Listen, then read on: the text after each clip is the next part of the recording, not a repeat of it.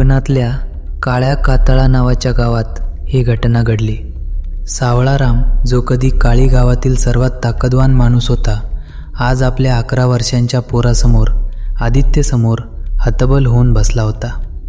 आदित्यच्या शरीरावर विज्ञानाला न समजणारे निळे डाग उमटले होते. त्याचे पाय आता हालचाल करत नव्हते, तर ते एखाद्या सुकलेल्या लाकडासारखे झाले होते. गावात अफवा होती की सावळारामच्या पूर्वजांनी कोणावर तरी अन्याय केला होता आणि हा त्याचाच शाप आहे. पण सावळारामचा यावर विश्वास नव्हता, जोपर्यंत त्याच्या दारावर त्या रात्री तो आला नाही. दारात एक आकृती उभी होती. अंगावर फाटकी गोण, हातात एक जुनी पितळी कंदील आणि चेहऱ्यावर इतक्या सुरकुत्या की त्या माणसाचं वय ओळखणं अशक्य होतं. तो म्हातारा हसला. त्याचे दात कोळशासारखे काळे होते. तो म्हणाला, सावळा, पोराचे पाय वाचवायचे असतील तर काळजावर दगड ठेवावा लागेल. डोंगराच्या पल्ल्याड, जिथे सूर्यकिरणही पोचायला घाबरतात, तिथे कपाळी अघोरी राहतो. त्याच्याकडे विंचवाचं तेल आहे. ते तेल थेंब थेंब रक्ताने बनले आहे. घेणार का? सावळारामने विचार न करता होकार दिला. त्याला माहीत नव्हतं की हा होकार त्याच्या विनाशाची पहिली पायरी आहे. सावळाराम जंगलात शिरला.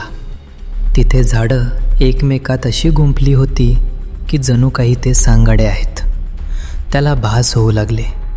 त्याला ऐकू आलं की कोणीतरी त्याच्या मागे चालतंय. हा आवाज सापाचा नव्हता, तर हजारो पायांच्या विंचवांचा होता.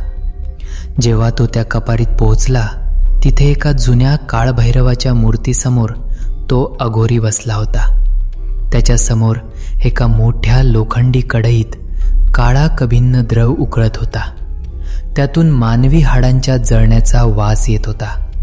अघोरी ओरडला, हे तेल घेण्यासाठी तुला तुझं आयुष्य गहाण ठेवावं लागेल. विंचू जसा स्वतःच्या आईला खाऊन जन्माला येतो, तसंच हे तेल ज्याच्या अंगाला लागेल तो त्याच्या जवळच्या माणसाला खायला बघेल. तयार आहेस?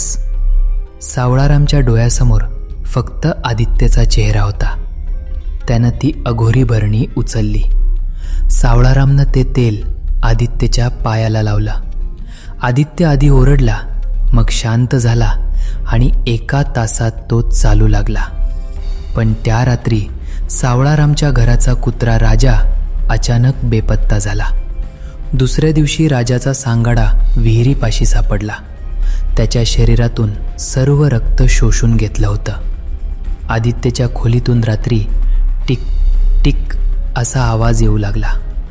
सावळारामची पत्नी सुमती जेव्हा आदित्यला जेवण द्यायला गेली, तिनं पाहिलं की आदित्य ताटातलं अन्न सोडून कोपऱ्यातल्या झुरळांना जिवंत पकडून खात होता. त्याचं डोळे आता काळे राहिले नव्हते. ते पारदर्शक पिवळे झाले होते, जसे एखाद्या किड्याचे असतात. अमावस्या जवळ आली. आदित्य आता सरळ चालत नव्हता. तो भिंतीवर पालथा चालू लागला होता. त्याच्या पाठीच्या कण्यातून एक अकराळ विक्राळ हाडांची नांगी बाहेर आली होती.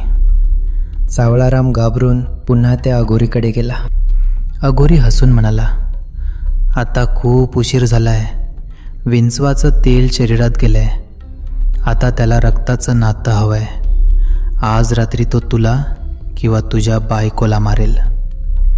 सावळाराम पळत घरी आला. पाहतो तर आदित्यने सुमतीचा गळा पकडला होता. त्याची नांगी हवेत थरथरत होती. सावळारामने सुमतीला वाचवण्यासाठी स्वतःचा हात समोर केला. आदित्यने आपल्या बापाच्या हातात नांगी खुपसली. सावळारामच्या शरीरातून निळं विष वाहू लागलं. मी पाहत होतो, माझा मुलगा, ज्याला मी कडेवर खेळवलं, तो आता एक राक्षस झाला होता. सुमती रडत होती. मी ठरवलं, हा शाप इथेच संपवायचा. मी घरातला रॉकेलचा डबा उचलला. आदित्य माझ्याकडे झेपावला, पण मी काडी ओढली होती. संपूर्ण वाडा आगीच्या भक्ष्यस्थानी पडला. त्या आगीत आदित्यच्या विंचवासारख्या ओरडण्याचा आवाज अख्ख्या गावाने ऐकला. मी माझ्या पोराला मारलं नाही, मी त्या सैतानाला मारलं. ज्याला मी स्वतः जन्म दिला होता.